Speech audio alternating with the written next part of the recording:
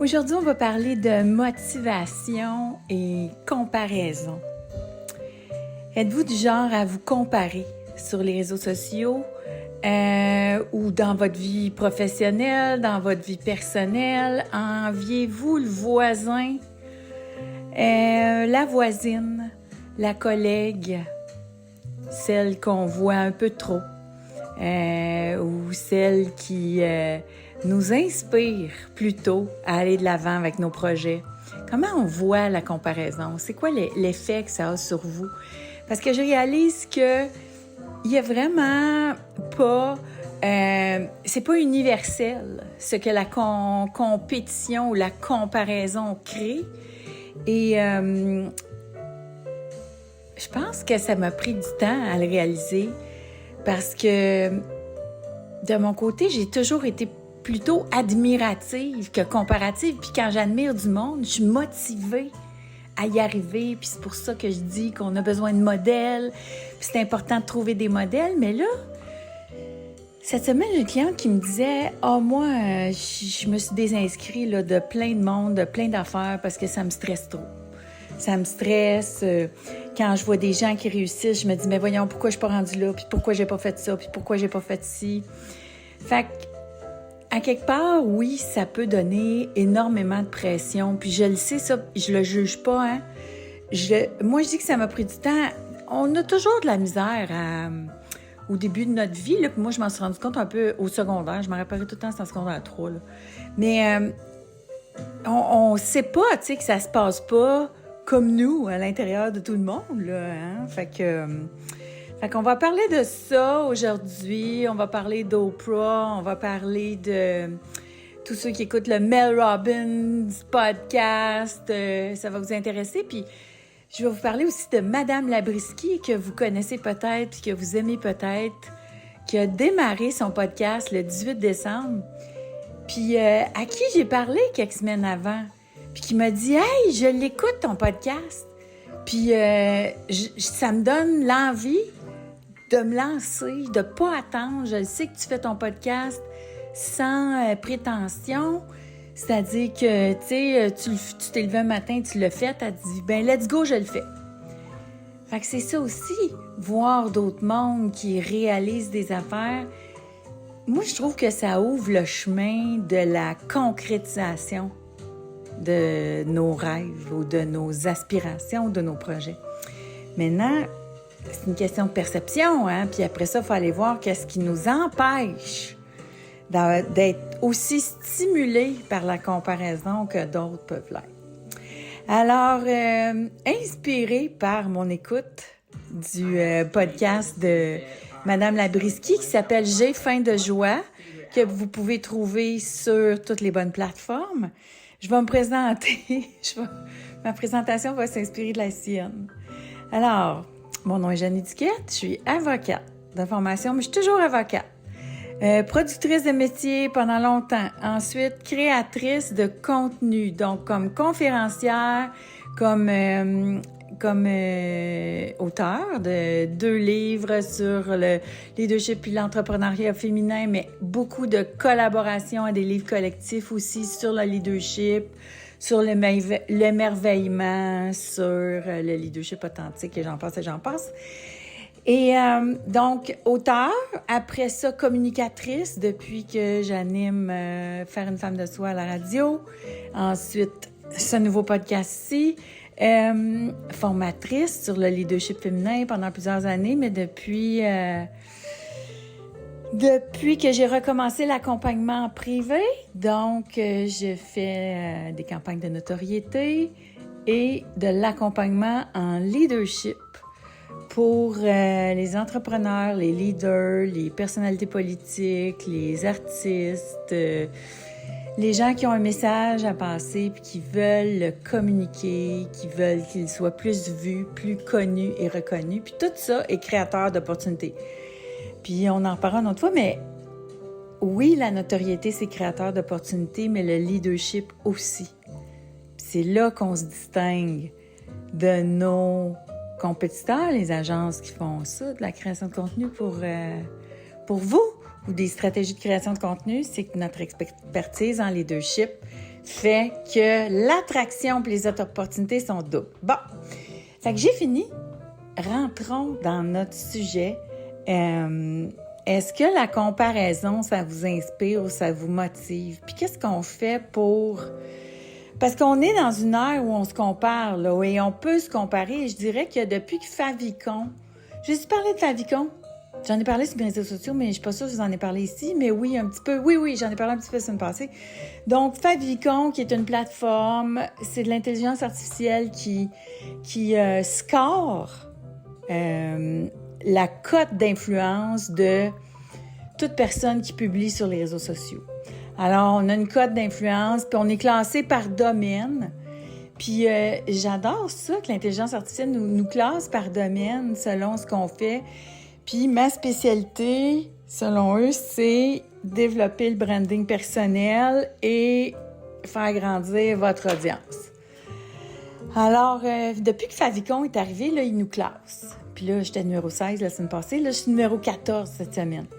Ça me motive. Moi, ça me donne un objectif. Ceux qui sont des sportifs aussi, ça me motive. Puis, que ce soit pour l'entrepreneuriat, que ce soit pour les idées dans le cadre de mon travail, le fait de côtoyer des gens qui le font ou qui l'ont déjà fait ou qui sont rendus bien plus loin que moi, ça m'a toujours profondément motivée.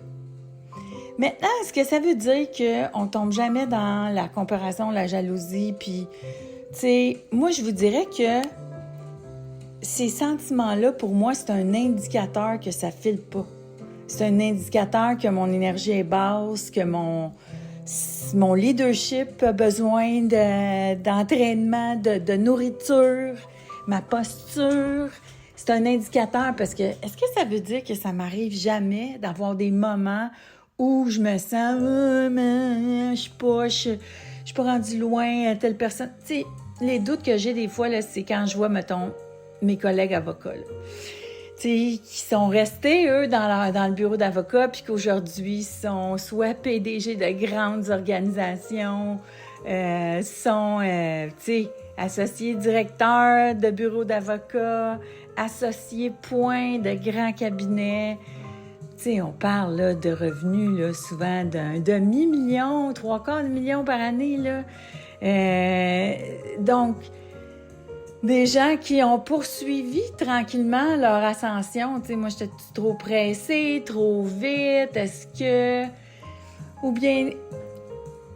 Tu sais, moi, je suis rendue à l'âge où, justement, tu sais, mes collègues, mes amis qui sont restés dans le monde, tu sais, de corporatif comme employés, donc qui ont pris moins de risques, ils sont dans des situations très confortables aujourd'hui, là. Alors, tu sais, moi, quand je vis mes montagnes russes c'est ça, quand on est entrepreneur, il faut avoir des clients, il faut démarcher, en plus du travail qu'on a à faire, des rapports, du développement. Puis Dieu sait que mon podcast s'appelle « J'ai une idée » parce que j'en ai, tu sais, il pourrait s'appeler « J'ai 3000 idées », là. Plus j'ai des moments de me créer un espace, c'est important d'avoir de l'espace pour laisser l'inspiration puis la création vivre puis émerger. Mais moi, il faut que je fasse attention qu'elle émerge pas trop parce que tabarouette, là, les idées, ça monte. Heureusement, là, en fin de semaine, j'ai fait une liste de mes idées à ChatGPT puis j'ai demandé de m'aider à les organiser puis à les classer en ordre de priorité. Moi, je trouve que je suis plus avocate, créatrice, donc, tu sais, je trouve pitcheuse, tu sais, vente, marketing, tout ça, à la limite. Tout le côté, tu sais, rationnel, ingénierie, priorité, etc., c'est pour moi, c'est là que j'ai besoin d'aide, tu sais. Et, tu vois, là, ça me permet de vous raconter une anecdote. Moi, j'ai rencontré une fille qui faisait un peu ce que je faisais dans la vie, puis elle vient du génie. Tu sais, elle vient du monde du génie. Puis c'est plus une organisatrice, une fille de structure, puis tout ça. Puis je l'ai rencontrée, on était sur un panel ensemble, puis c'est sûr, tu sais, moi, ça fait longtemps que à ce moment-là, là, au moment où on fait le panel, ça fait quand même, mettons, 5 ans que je fais des conférences, puis je suis habituée à la salle, puis tout ça. Puis elle a commencé à l'époque. Puis là, on fait le panel ensemble, puis, tu sais, moi, je sais quoi dire pour puncher, je sais quoi dire pour faire le monde. Tu sais, il y a une certaine expérience qui rentre là-dedans, fait que, oui, ça scorait fort, tu sais, quand je parlais, là, le monde riait, puis applaudissait, puis tout ça. Il y avait moins de réactions quand elle parlait parce que elle parlait de choses un petit peu plus, c'est ça, cérébrales, puis structure, mais c'est des choses tout aussi importantes. Puis moi, je me rappelle, elle m'a dit en sortant de là, « Hey, elle est hot, cette fille-là. Ce serait tellement cool si on alliait nos forces. On pourrait tellement, tu sais, répondre à tous les besoins ensemble, tu sais. » Puis je me souviens, j'y avais tendu la main à cette époque-là, puis j'avais pas une nouvelle, tu sais, parce que j'avais senti, puis aussi je l'avais perçu, puis j'ai trouvé ça plate. Mais tu sais, je le sais, là, quand ça fait ça, là, je l'ai vu la pointe de jalousie dans ses yeux. Puis, tu sais, ça s'est confirmé plus tard, puis tout ça, puis moi, c'est comme, oui, je l'ai beaucoup fait, tu sais, me prendre moins de place, puis baisser le volume, puis baisser la lumière pour pas justement créer ça. Mais à un moment donné, quand t'es sur une scène, puis il faut que tu scores, puis tu sais, il y a certaines situations, on laisse de la place, oui, mais je pense que je l'avais bien dosé, tu sais. Puis des fois, it's not on me. À un moment donné, il fallait que je me dise, ça m'appartient pas à moi, ça. Tu sais, je peux pas gérer sa jalousie, là. Je peux pas gérer sa réaction, alors que, tu sais, si on avait allié nos forces, ça aurait été extraordinaire. Fait que tu vois, cette comparaison-là, ça fait ça. Donc, moi, pour en revenir à ChatGPT, j'ai demandé, à cette heure, je peux demander à ChatGPT, organise-moi ça, puis fais-moi ma liste, puis c'est vraiment super. Fait que, je sais pas si vous servez de ChatGPT justement pour des choses un petit peu plus organisationnelles, mais je vous encourage à le faire si vous avez besoin. Donc, tout ça pour dire que l'envie puis la comparaison, comment on fait pour transformer notre croyance, transformer notre muscle ou notre réflexe qui va aller vers « je suis pas bon, je suis poche », tu sais. Mais il y a juste 2 choses qui créent le changement. OK? Il y a juste 2 affaires qui créent le changement. C'est la répétition ou les émotions. Des grosses émotions. Donc, le changement de mindset, d'attitude, d'aptitude, là, ça se fait pas en j'écoute un TED Talk puis j'ai changé puis c'est fini, ou j'ai lu un livre puis j'ai changé puis c'est fini. S'il n'y a pas d'intégration, il n'y aura pas de changement. Alors, c'est sûr que quand on consulte un coach ou un consultant, comme moi, je me vois plus comme une consultante, parce que je donne des réponses aux questions. Puis tu sais, le coach est plus là pour vous amener à trouver vos propres réponses à vos questions. Puis tu sais, des fois, ça peut prendre 12 séances, là. On peut pas aller plus vite que la personne qui est devant nous, puis plus le changement est gros, plus des fois ça y prend du temps, puis il y a de la résistance, puis etc., parce que souvent, on le sait qu'il faut qu'on change, mais on le fait pas. Alors, là, donc une grosse émotion, puis la grosse émotion, des fois, le changement va venir justement d'un deuil, d'une maladie, d'une rupture. Tu sais, il y a beaucoup de gens là qui sont très, très motivés à changer après avoir vécu des grosses émotions négatives, puis ils veulent plus vivre ça.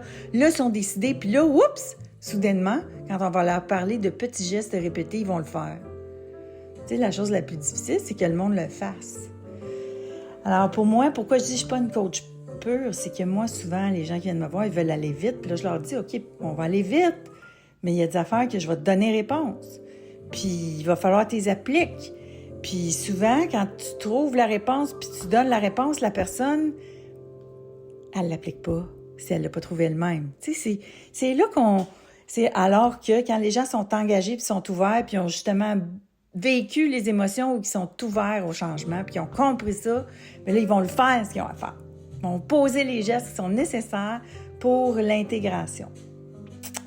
Alors, le muscle qui aide à adoucir le sentiment de compétition, jalousie, de compétition négative ou jalousie ou comparaison qui vous, tu sais, c'est ça, qui vous down, là, qui font, je me suis dit, Éric Maheu disait tout le temps, tu sais, quand tu te lèves le matin et tu dis, oh, ma vie est un échec, il nous faisait toujours rire avec ça. Alors, les moments où on est couché en boule dans notre lit et on écoute du Lara Fabian. Alors, comment on fait pour changer? Bien, on développe le muscle opposé. Alors, qui est-ce que j'admire?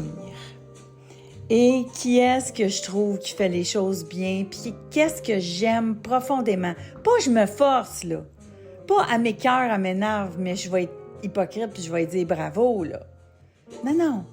Il y a toujours des gens qui vous inspirent, que vous trouvez, qui ont des belles qualités, puis tu sais, c'est du miroir. Les qualités, c'est comme les défauts, c'est du miroir. Alors, les choses que vous admirez, vous les portez en vous. Alors, se promener, puis aller admirer des affaires, puis aimer des affaires pendant 21 jours. Donc là, c'est ça. Il faut le faire, l'exercice, là. Pendant 21 jours, il faut aimer des affaires. Puis dire 3 affaires qu'on a aimées dans la journée. Parce que le cerveau va toujours aller vers les affaires qu'il n'aime pas. Puis là, si on veut changer le sentiment de comparaison entre les gens qui nous ressemblent, bien là, il faut aller aimer ce que des filles font. Puis tu sais, ça peut être des filles autour de vous. Je ne suis pas obligée d'être des personnalités connues. Tu sais, mon ami a fait ça, j'aime ça. Bien, j'y dis, j'aime ça quand tu fais ça. Je trouve ça hot que tu as fait ça. Nos enfants. Ma fille, j'étais fière d'elle ce matin. J'ai pas eu le temps d'y écrire. Je suis fière de toi. Elle a passé par-dessus une crainte qu'elle avait, puis elle a vraiment bien fait ça, comparé à la dernière fois. Tu sais, j'ai vu une énorme amélioration. Puis là, l'encourage, j'ai dit oui, j'aime ça. Puis, cette intégration-là de la transformation de la croyance, donc que la compétition m'empêche, moi, d'y aller, non. La personne qui est arrivée te permet de croire que c'est possible aussi pour toi. Parce que de côtoyer ou d'être proche ou de s'approcher des gens qui réalisent des choses, on se rend compte que c'est possible pour nous. Ça crée tellement ça, le couloir de possibilités. Et c'est ce que Mel Robbins dit. Bon, je le sais qu'il y a du monde qui m'écoute. Allô, Nathalie? Qui m'écoute, qui écoute aussi le podcast de Mel Robbins. Puis écoutez My Bad. Moi, je n'écoutais pas Mel Robbins. J'avais un peu l'impression... Tu sais, moi, j'ai fait ça, là. Comme je vous dis, mon cerveau est un petit peu en avance, là. Fait que, tu sais, moi, j'ai beaucoup consommé ce genre de contenu-là, entre 2010 et 2014, tu sais, avant d'écrire les 7 clés du leadership féminin. Et là, j'ai tout le Elizabeth Gilbert de ce monde, Marianne Williamson, Brené Brown, je l'ai déjeuné, dîner, souper. Donc, j'ai beaucoup consommé ce contenu-là, puis j'avais l'impression, tu sais, que j'aurais de la répétition là avec Mel Robbins. Mais bon, quand j'ai vu Oprah dernièrement, dans son podcast, Oprah qui dit à Mel Robbins que son dernier livre, c'est un des livres les plus puissants, qui a eu le plus d'impact depuis des années. Puis, écoute, je m'imagine, tu sais, déjà, Mel Robbins, elle se peut plus d'être devant Oprah. Et là, Oprah qui dit que son livre, c'est l'affaire la plus puissante qu'elle a lue depuis des années. Tu sais, je pense que moi, je me serais liquéfiée. Mais, tu sais, moi, ça me donne pas... Là, ça me donne comme idée, hey, là, faut que j'aille écouter ça du Mel Robbins, là, faut que j'aille voir qu'est-ce qu'elle fait plus, tu sais. J'ai l'impression, moi, ça me donne envie d'y aller, c'est pas, oh my God, tu sais, j'aimerais ça être assis là, puis tout ça, là. Moi, c'est drôle, hein.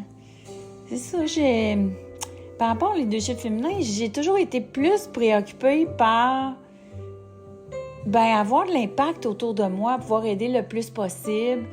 Tu sais, les ambitions internationales, je pense pas que, tu sais, c'est ça que je voyais. Tu sais, je voyais plus... Oui, tu sais, c'est sûr que je rêvais que ça ait beaucoup de lumière puis beaucoup d'impact, mais pour aider à la base, mais tu sais, est-ce que je me disais, je vais aller chez Oprah, tout ça? Non. Je me souviens, j'étais dans un groupe où le 3/4 des filles rêvaient d'aller chez Oprah. Puis moi, je me voyais plus, non, tu sais, je me voyais plus à la limite, organiser des événements qui allaient avoir de l'impact sur beaucoup de monde, qui soient justement transformateurs, créateurs d'émotions, créateurs de changements positifs, tout ça. Mais bref, fait que là, j'ai écouté dans le podcast d'Oprah qui parle de Mel Robbins, puis là, il parle justement de ce sujet-là, ce que les fausses croyances par rapport à elle a ça, je pourrais pas l'avoir moi. Alors que c'est pas ça. C'est le vieux patriarcat qui nous disait « Non, il n'y a pas de place pour toi. Puis tu vois, elle est déjà là. Puis vu que toi, elle est là, toi, reste à la maison. » Ça vient de là, hein? Surtout le féminin, là. N'oubliez jamais ça. Le fondement du « reste à la maison, parle pas trop fort, prends pas ta place », c'est de la main-d'œuvre gratuite pour enrichir le patriarcat.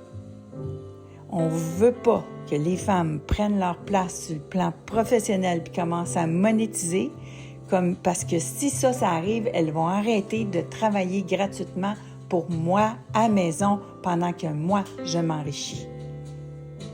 C'était ça la base du « reste chez vous », la base du féminisme, la base du racisme aussi.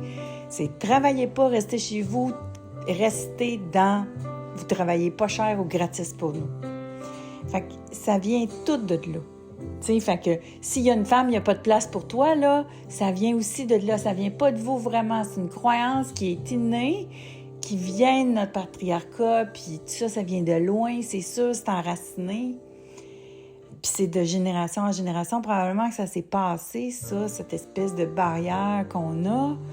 Puis oui, elle est plus puissante et plus présente vers d'autres, parce que moi, c'est sûr que j'ai moins hérité de ça avec ma grand-mère, de comment ce qu'elle était, puis qu'elle défonçait toutes les portes, puis, elle avait peur de rien pour sauver sa famille, puis la sortir de la pauvreté, puis sauver ses enfants, puis essayer, de changer de classe sociale, ce qui était pratiquement impossible à son époque. J'ai hérité de tout ça, là, sûrement, là, dans mon... Puis mon autre grand-mère aussi, qui était donc intelligente, puis tout ça, puis qui aurait donc... Ma grand-mère a trippé sur le sport. Je pense qu'elle aurait été coach sportif. Ma grand-mère écoutait le football le dimanche, elle écoutait le hockey, elle écoutait, en tout cas, mon autre grand-mère, là. Fait que... elle est probablement héritée de cette fougue-là, de cette envie de réalisation féminine que les deux probablement portaient en elle. Mais, puis c'est ça. Fait que, pour changer ça, là, cette croyance-là, répétition ou grosse émotion. Grosse émotion, ça se fait dans le cadre d'activités de formation. Exemple, dans ma formation du leadership féminin, il y a un cahier d'exercices. Puis toutes celles qui ont fait la formation, mais qui n'ont pas fait le cahier d'exercices, l'intégration ne sera pas là. L'intégration ne sera pas là, puis de l'intégrer à sa propre vie, à ses propres affaires, faire les exercices, faire le 21 jours, qui fait partie de l'exercice. Le changement n'aura pas lieu. Donc, justement, Oprah et Mel en parlent là, dans l'épisode de podcast avec elle. Ils disent, là, changer la croyance. La réalisation féminine, c'est pas dangereux pour nous. Au contraire, c'est potentialisateur. C'est concrétisateur pour nous. Parce que si elle l'a fait, je peux le faire. Alors, c'est vraiment ça qui émerge à l'intérieur de vous, quand on s'approche du succès féminin, puis quand on côtoie des femmes qui ont des succès.